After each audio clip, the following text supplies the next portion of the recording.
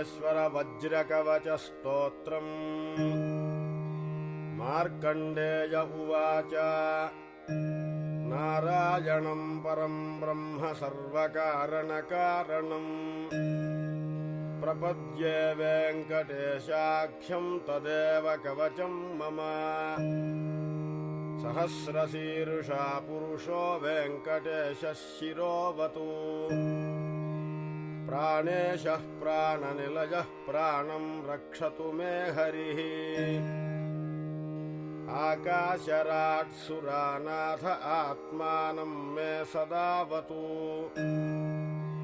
देवदेवोत्तमः पायाद्देहं मे वेङ्कटेश्वरः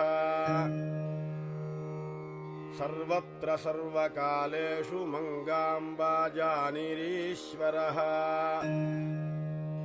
पालयेन्मां